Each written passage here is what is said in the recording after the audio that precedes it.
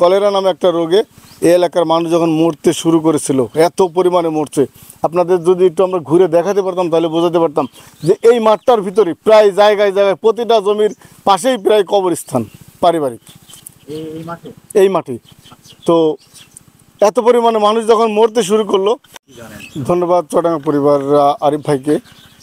আমি এই মুহূর্তে আসি প্রিয় দর্শক, করচাডাঙ্গা জোলপাড়া মা মনীষী সেন মন্দির, এটা প্রাচীনতম পুরাতন মন্দির, এটা আমার পিছনে আছে আপনারা দেখেন।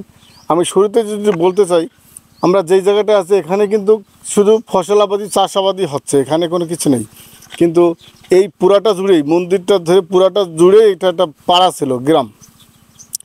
কুষ্ঠ রোগ বা বসন্ত রোগ নামে একটা রোগে মহামারীতে এলাকার মানুষ যখন মরতে শুরু করে, আপনারা কিছুটা টের পেয়েছিলেন 19-এর কোভিড মানে করোনার কিছু একটা বুঝছিলেন যে হঠাৎ করে মানুষ একাধারে মরে যাচ্ছে। ঠিক সেম কায়দায় কলেরা নামে একটা রোগে এই এলাকার মানুষ যখন মরতে শুরু করেছিল, এত পরিমাণে মরছে, আপনাদের যদি একটু আমরা ঘুরে দেখাতে পারতাম তাহলে বোঝাতে পারতাম যে এই মাঠটার ভিতরে প্রায় জায়গায় জায়গায় প্রতিটা জমির পাশেই প্রায় কবরস্থান পারিবারিক এই মাঠে।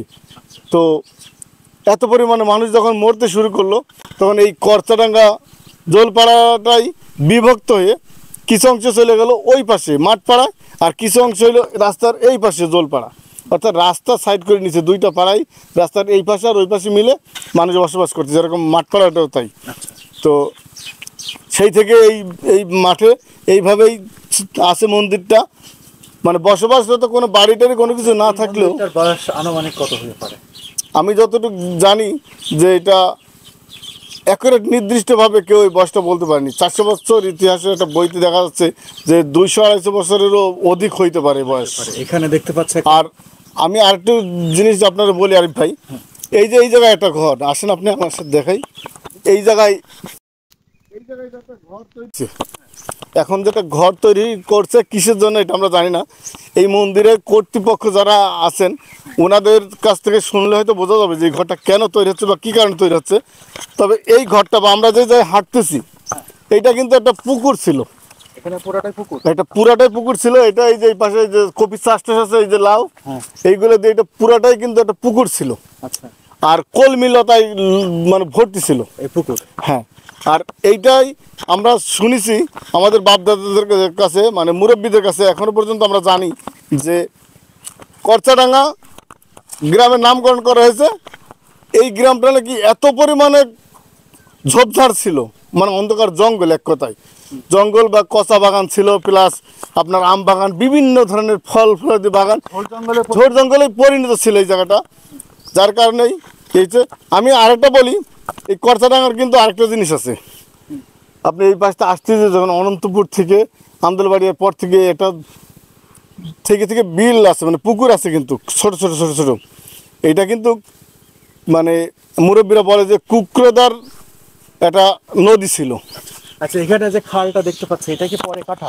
এটা পরে কাটা, এটা সরকারি খাল, এটা অনেক আগেই ছিল, জিয়ার আমলের খাল। এটা জিয়াউর রহমান এটা খনন করছিল। এই খালটা এদিকে কোথায় গিয়েছে? এই খালটা এই পাশ দিয়ে ওই যে ভৈরব নদীতে গেছে। আচ্ছা, আর এদিকটা মন্দিরের, আর এই দিকে মন্দিরের কোল দিয়ে আপনার সিন্দার বিল, এদিকে বিল আছে, এখানে একটা বিল আছে, এই যে বড় বট গাছ, সিন্দার বিল। আমরা একটু এই মন্দিরের স্থাপত্য শৈলী, যারা আছে বা হিন্দু সম্প্রদায়ের মানুষ আছে তাদের কাছ থেকে আরো বিস্তারিত জানতে পারতাম।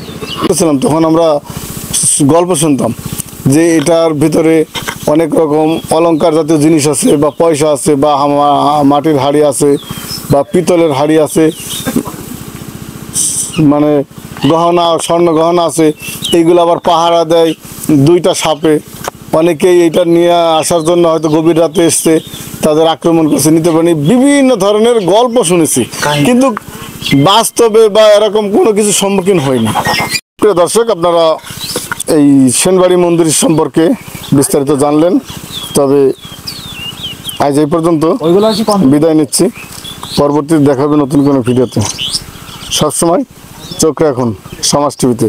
সমাজ টিভির ভিডিও ভালো লাগলে একটা শেয়ার, একটা লাইক, আর আপনার মন্তব্যটা কমেন্ট বক্সে অবশ্যই দিয়ে যাবেন। আল্লাহ হাফেজ।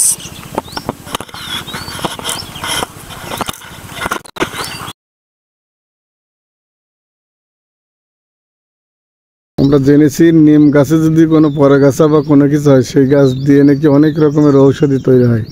জানি না এটা কী কারণে বেঁধে রাখছে, তবে এটা জানার ইচ্ছা ছিল।